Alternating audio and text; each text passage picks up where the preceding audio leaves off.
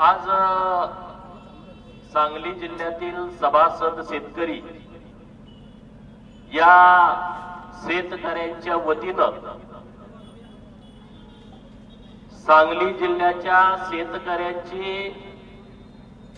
आर्थिक राजधानी म्हणजे जिल्हा बँक, या जिल्हा बँकेच्या माध्यमातून शेतकऱ्यांचं हित जोपासणं, शेतकऱ्यांना आर्थिक ताकद उपलब्ध करून देणं हे महत्त्वाचं काम या बँकेतून चाललं गेलं पाहिजे, परंतु तसं होताना दिसत नाही। आणि म्हणून जिल्ह्यातले अनेक सभासद शेतकरी आमच्याकडे आले की या जिल्हा बँकेच्या वरती आपण मोर्चा काढला पाहिजे। आणि म्हणून आज सदाभाऊ खोत यांच्या नेतृत्वात हा मोर्चा आयोजित केलेला आहे। आणि तुम्ही सगळेजण, सगळ्या तालुक्यातले शेतकरी बांधव तुम्ही इथं उपस्थित राहिला त्याबद्दल मी तुमचं मनापासून आभार व्यक्त करतो। कारण कुणीतरी हा विषय हातात घ्यायला पाहिजे। जोपर्यंत या मस्तवाल लोकांच्या विरोधामध्ये आपण आपली रास्त भूमिका घेत नाही, ती भूमिका घेऊन रस्त्यावरती उतरत नाही, तोपर्यंत जिल्हा बँक असेल किंवा राज्य सरकार असेल त्यांना जाग येणार नाही। आणि म्हणून आज तुम्ही इतक्या मोठ्या संख्येनं जिल्हा बँकेवरती मोर्चासाठी उपस्थित राहिला। आज खऱ्या अर्थानं या लोकांना कळेल की बाबानो, आपण मनमानी करून चालणार नाही। गावगाड्यातल्या शेतकऱ्याच्या लक्षामध्ये आपण केलेल्या सगळ्या चोऱ्या आलेल्या आहेत। आणि सदाभाऊने आता तुम्हाला सविस्तर सांगितलं की आपल्या या मोर्चाची मागणी काय आहे। आपल्या मोर्चाची मागणी ही आहे की 88 अंतर्गत या जिल्हा बँकेची चौकशी सुरू आहे। त्या चौकशीमध्ये या जिल्हा बँकेतल्या संचालक मंडळाने, एमडीनी मोठ्या प्रमाणात चुकीच्या पद्धतीनं पदाचा गैरवापर केलेला आहे। अनेकांना शेकडो कोटीची कर्ज दिलेली आहेत, त्यांनी ती कर्ज बुडवलेली आहेत। अनेक लोकांना कर्ज अशी दिलेली आहे की त्यांचं तारण घेतलेलं नाही, परंतु त्यांना कर्ज दिलेलं आहे। अनेक प्रॉपर्ट्या या जिल्हा बँकेनं गरज नसताना विकत घेतलेल्या आहेत आणि विकत घेतलेल्या प्रॉपर्ट्या कुठलंही करार न करता त्या लोकांना परत चालवायला दिलेले आहेत। असं एक ना अनेक विषय या जिल्हा बँकेच्या माध्यमातून सुरू आहेत। उदाहरणार्थ कुठला महाकाली साखर कारखाना कवटेमंका, साखरेवरती कर्ज दिलं आणि ते कर्ज, साखर तिथं होती, ती साखर विकता येत होती, बँकेचं कर्ज भरून घेता येत होतं, पण या बँकेला ती साखर विकायची नव्हती। त्यांना तो कारखाना बंद पाडायचा होता आणि तो जयंतरावच्या घशात घालायचा होता। हे पाप या बँकेनं केलं। महाकाली साखर कारखान्याची साखर असताना सुद्धा ती विकली नाही, परत काही वर्षानं ती साखर 25% विकली। आणि मग तो कारखान्याचं काय पुढे घडलं तुम्ही सगळ्यांनी बघितलं। मानगंगा सहकारी साखर कारखाना आटपाडी, या कारखाना बँकेच्या ताब्यात होता, कोणताही करार न करता चोराच्या ताब्यात चालवायला दिलाय, हे सगळ्या जिल्ह्यातल्या लोकांना माहित आहे। त्या कारखान्याच्या साठी देवस्थानची जमीन, ज्या जमिनीचा दर 3 लाख आहे प्रति गुंठा, या बँकेच्या लोकांनी सांगितलं व्हॅल्युएटरनी त्याचा 40 लाख रुपये दर आहे। 12-13 कोटी रुपये कर्ज त्याला, कुठलाही करार नसताना ऊस तो मजुरासाठी ते पैसे दिलेले आहेत। खानापूरची सूतगिरणी, ज्या सूतगिरणीला 23 कोटी रुपये या बँकेनं दिले, ते बँकेच्या चेअरमनच्या खात्यावरती न जाता, सूतगिरणीच्या चेअरमनच्या खात्यावरती न जाता त्याच्या पोराच्या खात्यावरती गेले। एक नाही अनेक विषय। हे आता नवीन खासदार निवडून आलेला हा गप्पा मारतो, मी आता जिल्ह्याचा विकास करणार, जिल्ह्याचा विकास करणार। आणि या बँकेचं किती खाल्लं ते आणि जिल्ह्यातल्या लोकांना सांग ना, कुठला कागद दिला नाही, काय नाही। मी वसंतदादाचा नातो, वसंतदादा, अरे वसंतदादाच्या पायातल्या मातीची किंमत आहे का तुला? तू उगाच इतकं मोठं बोलायला लागलाय हा? जे पैसे दिले या बँकेनं वसंतदादा कारखान्याला, त्या स्वप्नपूर्ती कुठली कंपनी स्थापन केले त्याच्याकडे ते सगळे पैसे वर गेले। या बँकेच्या हरामखोर एमडीने त्याचं कुठलं तिथं तारण सुद्धा घेतलं नाही।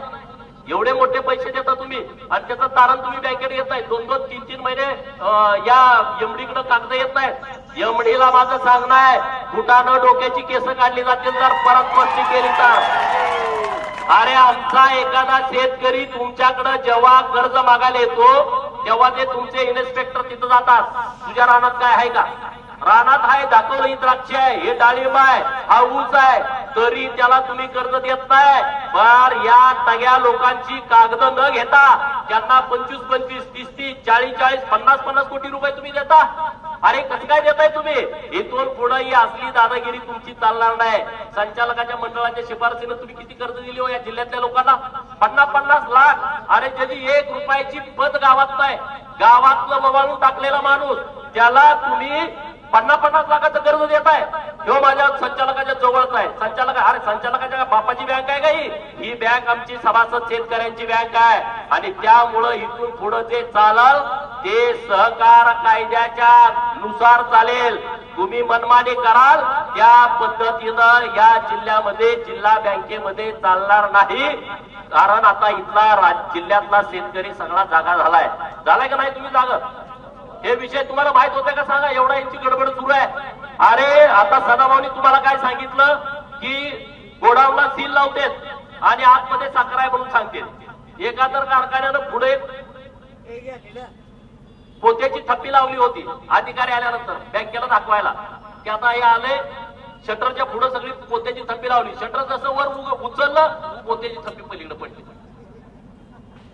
बाहेरच्या बँकेची लोक सुतगिरण्या इस्लामपूरवाले तिकडे इमारतीला एका सुतगिरीचं नाव द्यायचं.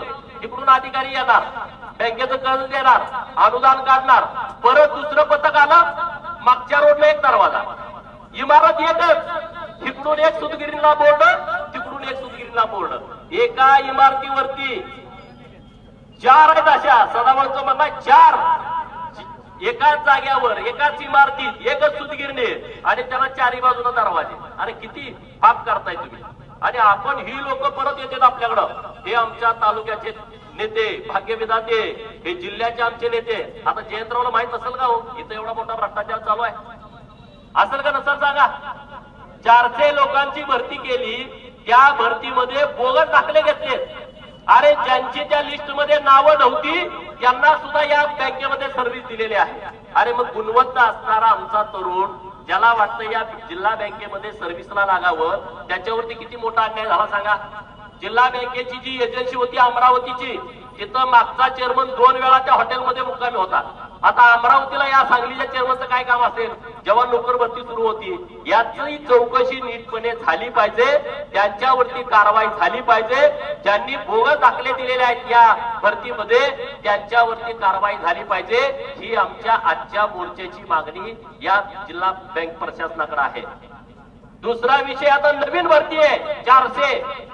एकाचा दर किती आहे? किती आहे? जसं गडी बघून 20, 25, 30, 400 गुणिले करा की तुम्ही. कितीचा घोटाळा आहे हा? एक गडी म्हणते की मी सरकारकडनं तुम्हाला मंजुरी करून आणून देतो, मला 20 जागा द्या. किती? 20 जागा म्हणजे 4 कोटी रुपये. 30 लाखाने घेतलं तर 6 कोटी रुपये. काय प्रकार सुरू आहे या जिल्ह्यामध्ये? आणि म्हणून मी तुम्हाला माझी हात जोडून विनंती आहे, आता जे सगळे लोक येत आहेत वसुली अधिकारी आपल्या दारामध्ये, मी जतला जेव्हा आढावा बैठक घेतली 18 ठिकाणी, तर सगळ्या लोकांची तक्रार हे होती की जिल्हा बँकेचे वसुली अधिकारी आमच्या दारात येत आहेत. 1-1 लाख रुपये कर्ज आहे, 1.5-1.5 लाख रुपये कर्ज आहे.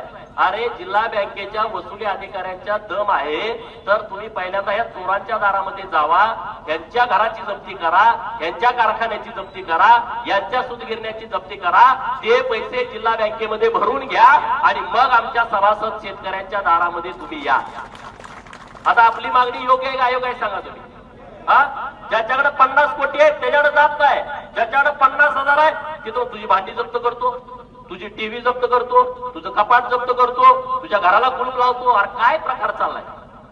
म्हणून हा चाबूक आहे. जर तुम्ही दारात आला तर तुम्हाला डोंगरावरती या चाबकाचे पट्टे बसतील.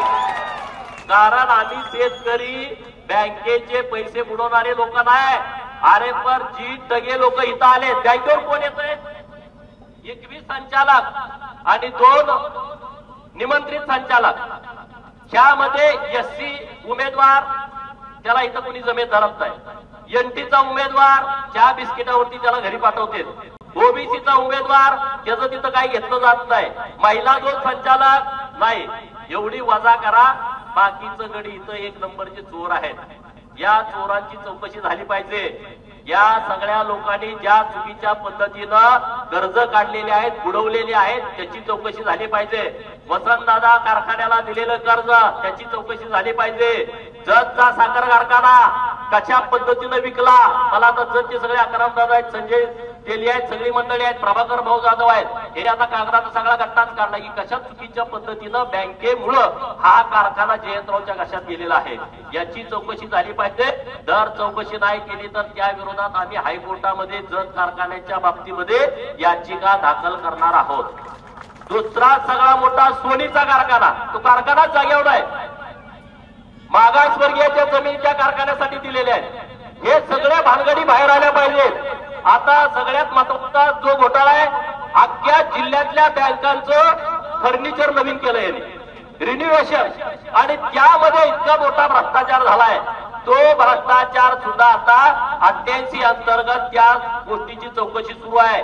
एटीएमच्या मशीन खरेदी केल्या, गरज नसताना खरेदी केल्या, त्यामध्ये चुकीच्या पद्धतीनं टेंडर केलेलं आहे.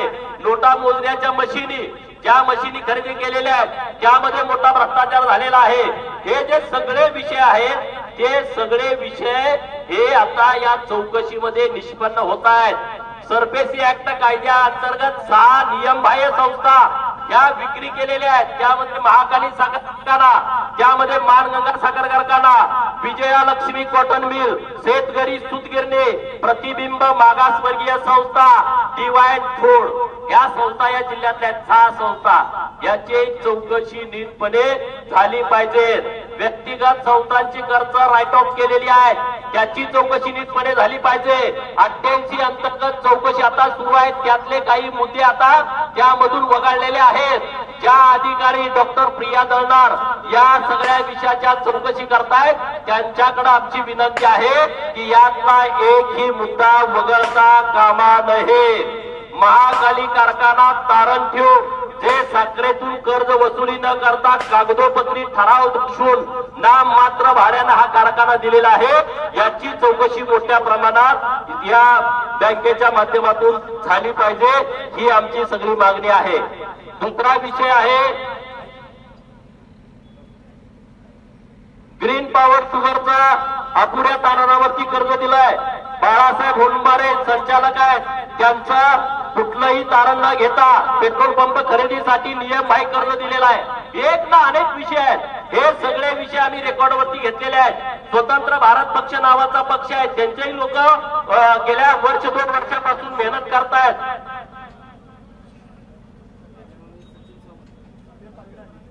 स्वाभिमानी स्वराज्य सेना आहे, त्यांना संचालकांनी त्याच्यावर आरोप केला म्हणून नोटीस पाठवलं 1-1 कोटीच. आता यांची किंमत 1-1 कोटी आहे का सांगा. तुम्ही जर 1-1 कोटी तुमची किंमत असती मार्केटमध्ये, तर तुम्ही आमच्या सभासदाच्या बँकेमध्ये तुम्ही दरोडा टाकला असता का. आणि म्हणून माझी तुम्हाला कळकळीची विनंती आहे, आपण सगळ्यांनी या सगळ्या प्रक्रियेमध्ये जागा राहिलं पाहिजे. ही लोक इतकी माजलेली आहेत, 4-4, 5-5 लाख रुपयाला मत खरेदी करतात. आता सदाभाऊनी जो मुद्दा सांगितला की आमच्या शेतकरी सभासदांना बँकेमध्ये मतदानाचा अधिकार आम्हाला मिळाला पाहिजे, म्हणजे आमच्या शेतकऱ्याच्या ताब्यामध्ये ही बँक येईल, त्याशिवाय आपल्या ताब्यामध्ये ही बँक येणार. 100 कोटी यांना वाटलं आज संध्याकाळी की उद्या आमच्या या संचालकाला 100 कोटी पाहिजे, उद्या एका दिवसात हे मंजूर करते, कागद बिगद नंतर घेते. असं कुठं घडतं का सांगा. 100 कोटी रुपये कुठले नाही, ही संस्था स्थापन करते हेच, त्या संस्थेवरती जिल्हा बँकेचं कर्ज काढते हेच, परत ही संस्था तोट्यात आली म्हणजे हेच, परत ती संस्था कमी दरामध्ये जिल्हा बँक विकत घेत्या आणि परत तीच संस्था त्याच माणसाला परत चालवायला देत्या. हा असा कुठपर्यंत खेळ चालणार आहे. हा मोठा खेळ या बँकेच्या माध्यमातून सुरू आहे आणि तो खेळ जर आपल्याला संपवायचा असेल तर आपण सगळेजण ताकदीनं, आज ज्या शक्तीनं तुम्ही इथं आलाय त्याच शक्तीनं सातत्यानं वारंवार या बँकेच्या विरोधामध्ये आपल्याला संघर्ष करावा लागणार आहे. आणि तो संघर्ष जोपर्यंत प्रशासक मंडळ या बँकेवरती येत नाही तोपर्यंत आपल्याला शांत बसता येणार नाही. जर प्रशासक मंडळ नाही आलं ना ही बँकच राहत नाही, बँकेमध्ये काही ठेवत नाहीत. इतके यांची खाबुगिरी या बँकेच्या माध्यमातून वाढलेली आहे. नंतर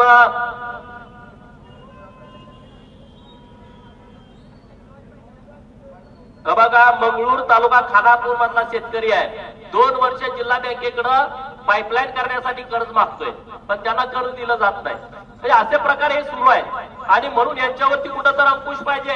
यांच्या जवळचे काय अधिकारी आहेत त्यांना तालुक्याचा अधिकारी केलाय, त्यांची तेवढी पात्रता नाही. उदाहरणार्थ आमच्या आटपाडीत जमादार नावाचा कोणतरी एक अधिकारी आहे, त्याची पात्रता तेवढी नाही, पण त्याला तालुक्याचा मेल केलाय आणि तो शेतकऱ्यांना डारडूर करतो. त्याला म्हणतात तुला डारडूर करायच्या भानगडीत तू पडू नको, तुला काय कुठला पुढारी जन नेमलाय तो तुला वाचवायला येणार नाही. असे जिल्ह्यामध्ये किती अधिकारी आहेत की ज्यांची पात्रता नाही परंतु त्यांना वरच्या पोस्टवरती दिलंय. या जिल्हा बँकेमध्ये 10-12 अधिकारी यामध्ये आहेत, बाकीच्या अधिकाऱ्याचा हे संबंध नाही आहे. अरे मागच्या महिन्यामध्ये एक प्रकरण बाहेर आलं, सरकारच्या वतीनं जे अनुदान आलंय, दुष्काळाचं अनुदान, शेतकऱ्याचं पाऊस पडल्यानंतरचं अवकाळीचं अनुदान, नंतर वेगवेगळी इकडे पुराचं अनुदान कृष्णा पट्ट्यामध्ये आलं. ज्या शेतकऱ्यांना बँकेला आलेलं अनुदान दिलं नाही तर त्यांनी ते परत पाठवायला पाहिजे राज्य सरकारकडे. राज्य सरकारचे पैसे आहेत, एक तर तुम्ही परत राज्य सरकारला पाठवायला पाहिजे, नसेल तर तुम्ही त्या शेतकऱ्याला द्यायला पाहिजे. 6 ते 7 शाखामधल्या अधिकाऱ्यांनी ते पैसे काढून खाल्ले, 7-8 कोटी रुपये. आणि त्याची चौकशी कोण करताय? जिल्हा बँकेचे अधिकारी. चोराची चौकशी पोलिसांनी केली पाहिजे का चोराची चौकशी चोरानंच केली पाहिजे? तुम्ही सांगा. चोराची चौकशी पोलिसांनी केली पाहिजे. आमचं म्हणणं आहे सहकार खात्याच्या अधिकाऱ्याच्या मार्फत या शाखांची चौकशी झाली पाहिजे. आणि जिल्ह्यात 216 शाखा आहेत, आता 7 शाखांतला भ्रष्टाचार पुढे आलाय. 216 शाखांमध्ये काय घडलाय हे सहकार खात्याच्या माध्यमातून चौकशी झाली पाहिजे. आणि आमच्या लोकांच्या समोर ही सगळं काय गोष्टी घडतात ते सगळं आमच्या लोकांच्या समोर आलं पाहिजे. आणि म्हणून मित्रांनो, आपल्या या मोर्चाची मागणी सरकारकडे आजची ही आहे. सहकार मंत्र्यांच्याकडे माझी विनंती आहे, तुम्ही आता जास्त खेळ वाट बघू नका. हे राजकारण करण्याचा विषय नाही आहे. हा सभासदांची जी मागणी आहे त्या मागणीप्रमाणे 88 अंतर्गत चौकशी तात्काळ पूर्ण करून या जिल्हा बँकेवरती प्रशासक नेमला पाहिजे.